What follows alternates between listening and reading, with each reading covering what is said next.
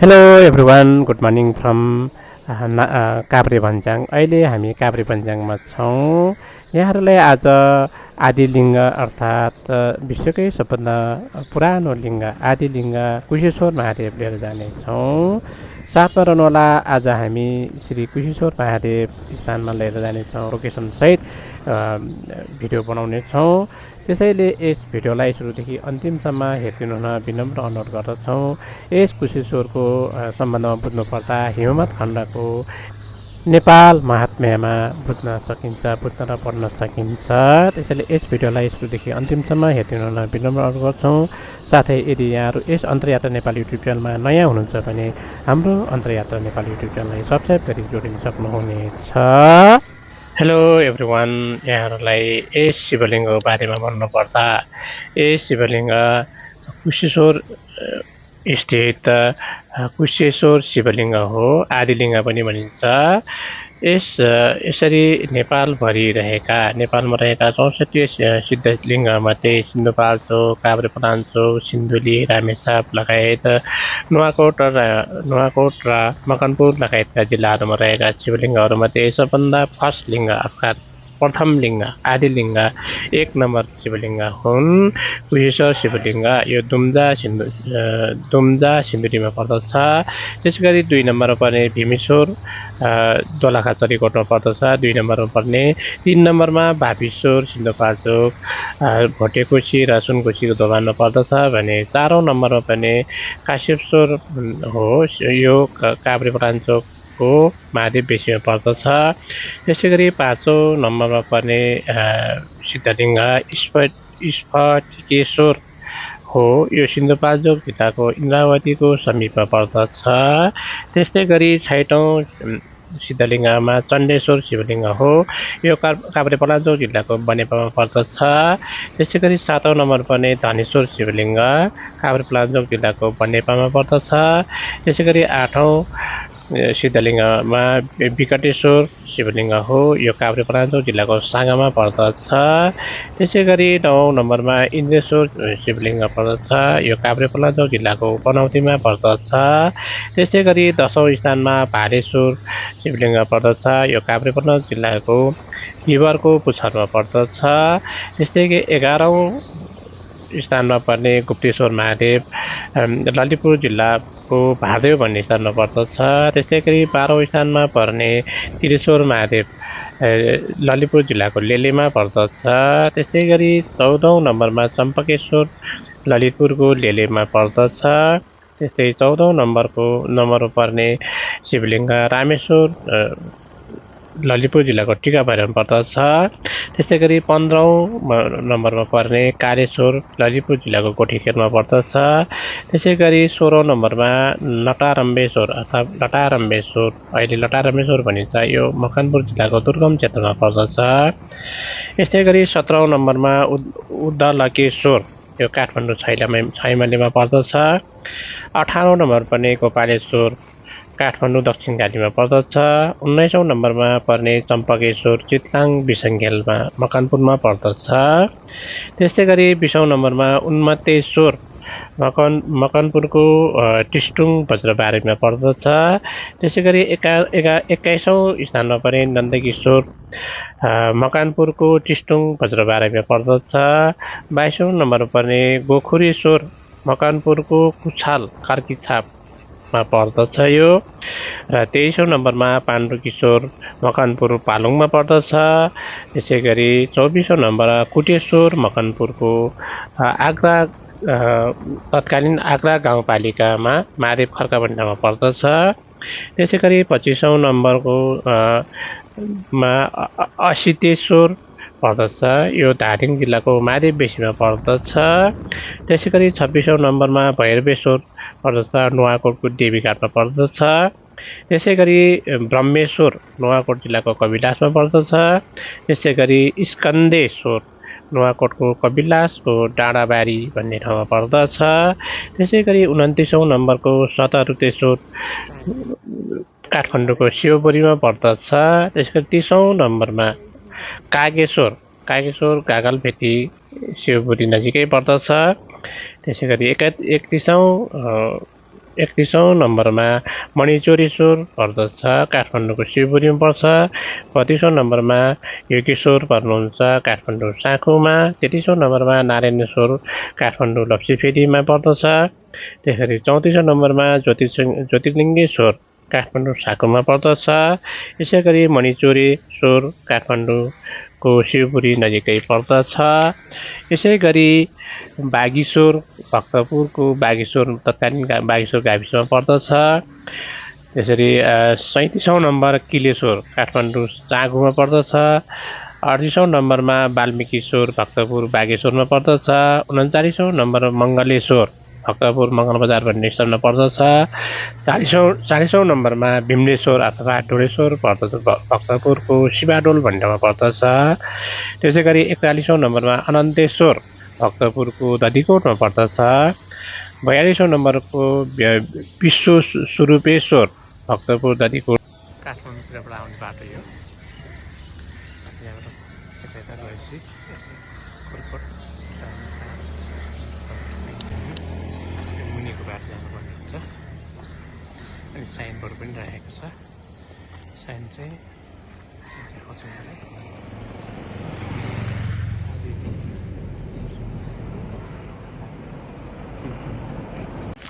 Rosy खोला हुन्छ, Rosy खोला रोसपट्टि तरगाल भन्ने ठाउँमा पर्दछ। त्यसै गरी 43औं नम्बरमा सोमेश्वर भक्तपुर सिरुटारमा पर्दछ। यसै गरी 44औं नम्बरमा गोपराटेश्वर ललितपुर लुबुमा पर्दछ। त्यसै गरी 45औं नम्बरमा भिरिङ्गेश्वर ललितपुरको सुनाकोटीमा पर्दछ। यो भित्रै हो मन्दिर, तलतिर भएको त्यो भवनहरु जस्तो पिकनिक गुफाहरु चाहिँ कहाँ हो? गुफा पारी आदिलिङ्ग उइसो तछ। 46औं नम्बरमा त्रिलिङ्गेश्वर ललितपुर पाटनमा पर्दछ। 47औं नम्बरमा कुपितेश्वर ललितपुर पाटनमा पर्दछ।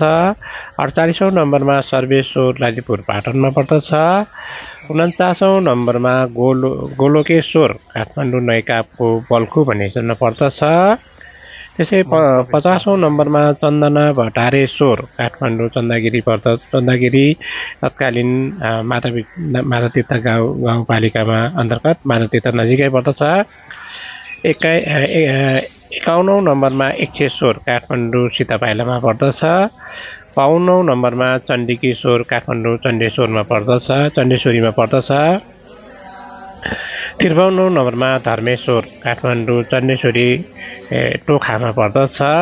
54औं नम्बरमा गोकर्णेश्वर काठमाडौँ गोकर्णमा पर्दछ। 55औं नम्बरमा कोटेश्वर काठमाडौँमा पर्दछ। 56औं नम्बरमा बाणेश्वर काठमाडौँ बाणेश्वरमा पर्दछ। 57औं नम्बरमा ज्ञानेश्वर काठमाडौँ ज्ञानेश्वरमा पर्दछ। 58औं नम्बरमा पर्वतेश्वर काठमाडौँ पशुपति क्षेत्र कैलाशमा पर्दछ।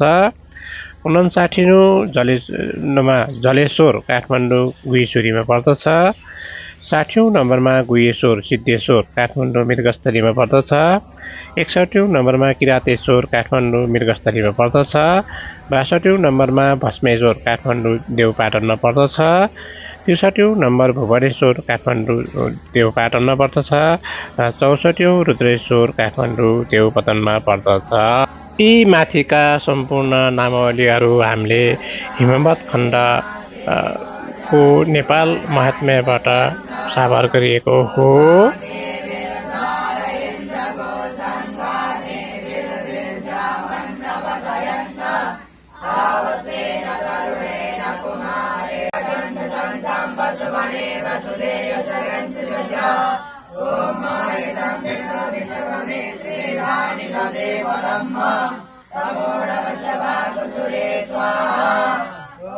प्रणाम गुरुजी, हजुरको शुभ नाम बताइदिनु गुरुबा। मेरो नारायण घिमिरे। हजुर, अनि आज हामी कुशेश्वर महादेव मन्दिर स्थलमा छौँ आदिलिङ्गमा र यस आदिलिङ्गका इतिहास र यसको महिमाको बारेमा केही छोटकरी बताइदिनु गुरुबा। कुशेश्वर महादेवको महिमाको बारेमा उत्पत्तिको सन्दर्भमा र यहाँ अन्य तीर्थहरूको सन्दर्भमा भन्दा ब्रह्माजीले पर्वतहरूको सृष्टि गर्ने क्रममा महादेवको तपस्या गर्दा उत्पत्ति भएको शिवलिङ्ग जसलाई आदिलिङ्ग भनिन्छ। पछि गएर कुशेश्वर नामाकरण भएको हो। कुशै कुश थियो अरे गुरु होइन यहाँ? हजुर, एउटा कुशै कुशको घारीमा फेला परेको हुनाले कुशेश्वर रह्यो र कौशिक गोत्रका ऋषिहरूले तपस्या गरेको हुनाले पनि कुशेश्वर हुन गयो। त्यो पछि रहेको नाम कुशेश्वर, पहिलो नाम चाहिँ आदिलिङ्ग। हजुर, यहाँ सिन्धुलीदेखि काभ्रे, सिन्धुपाल्चोक, उता काठमाडौँ, भक्तपुर, ललितपुर हुँदै मकवानपुरसम्म 64वटा सिद्ध ज्योतिर्लिङ्गहरू मध्येको प्रथम पहिलो। त्यो नामैमा आदि छ, आदि भनेको सुरुको। अब पशुपति भन्दा पनि पुरानो, काशी विश्वनाथ भन्दा पनि पुरानो मानिन्छ। अर्को छ हजुरको विश्वामित्र ऋषिले तपस्या गरेको तपस्थली। उहाँ पनि कौशिक गोत्रकै हुनुहुन्थ्यो। अनि नेमुनिको तपस्थली, मार्कण्डेय ऋषिको पनि तपस्थली रहेको छ। अनि अर्को चाहिँ तपाईँको देवीले शुम्भ निशुम्भको वध गरेर यहाँ खड्ग पखालेर खाँडादेवीमा लगेर खड्ग गाडेर कालिन्चोक भगवतीमा गएर अलप हुनुभएको भन्ने पनि महात्म्य पाइन्छ। त्यस कारणले यो चाहिँ कुशेश्वर प्लस विश्वामित्र र अर्को दुर्गा तीर्थ, यो रोशी र कोशीको सङ्गम स्थल दुर्गा तीर्थको रूपमा प्रख्यात छ। अब यहाँको चाहिँ महिमा धेरै नै छ। विभिन्न रोगहरू ठिक भएका छन् होइन। यहाँ आएर कौशिकीमा स्नान गरेर भगवानको दर्शन गर्नेहरूका रोग रहेका छन्। तीर्थमा श्राद्ध गर्नाले पितृमुक्ति हुने पाइन्छ। त्यस्तै अब चाहिँ आफ्ना मनोकामनाहरू, इच्छा जे भाकल गरिन्छ तीहरू पनि पूर्ण भएको छ है भनेर फेरि पछि भक्तजनहरू आएर पनि भन्नुहुन्छ। त्यस कारणले यो ऐतिहासिक, धार्मिक सबै कुराबाट चाहिँ एकदम प्राचीन सिद्ध तीर्थको रूपमा कुशेश्वर महादेवलाई लिन सकिन्छ। यो दुर्गा तीर्थमा चाहिँ देवीले शुम्भ निशुम्भको वध गर्नको लागि होइन, गर्नुभएको। अनि त्यो खड्ग चाहिँ पखालेर खाँडादेवीमा लगेर गाड्नु भएको। त्यही भएर खुडा छ नि त खाँडादेवीमा। अनि कालिन्चोक भगवतीमा गएर अलप हुनुभएको यो खालको चाहिँ कथा हिमवत खण्डमा वर्णन गरेको पाइन्छ। यहाँ तल अलिकति मूलकोटमा मुकुटेश्वरी, भगवतीले मुकुट राखेको ठाउँ मुकुटेश्वरी पनि छ मूलकोटमा। विरूपाक्षहरूले तपस्या गरेका, नेमुनीले तपस्या गरे, मार्कण्डेय ऋषिले, नेमुनीको त त्यहाँ गुफा अझै पनि छ।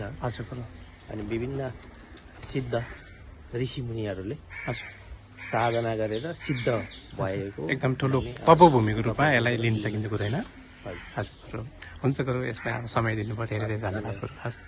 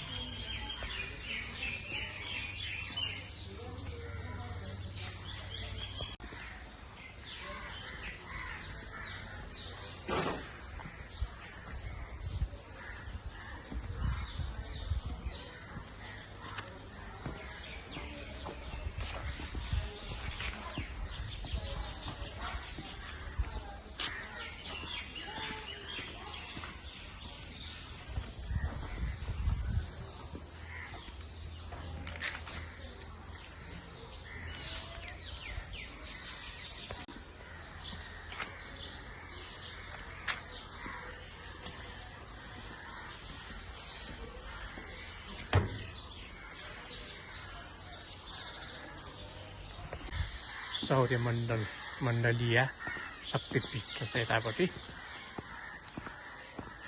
गौ माता पनि रहेछ त्यहाँ गौ माता त्यहाँ मण्डल यसरी यहाँ यसो छिर्न हिँड्छ सौरमण्डलीय शक्तिपीठ यस्तो छ मूल फोटो खिच्न बनायो भनेको छ त्यहाँ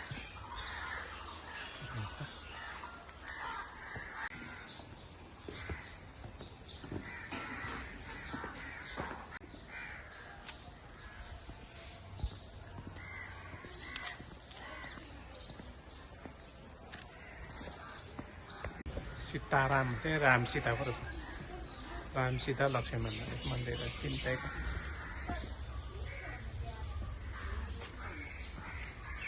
यस भिडियोलाई सुरुदेखि अन्तिमसम्म हेरिदिनु भई साथ सपोर्ट गर्दै भएको यहाँलाई धेरै धेरै धन्यवाद दिँदै यस अन्तरयात्रा नेपाल युट्युब च्यानलका सहकारी मित्रसहित मलाई पनि बिदा दिनुहोस्। यहाँहरूको दिन शुभ रहोस्। कुशेश्वर महादेव, टुम्दा, सिन्धुली, नेपाल।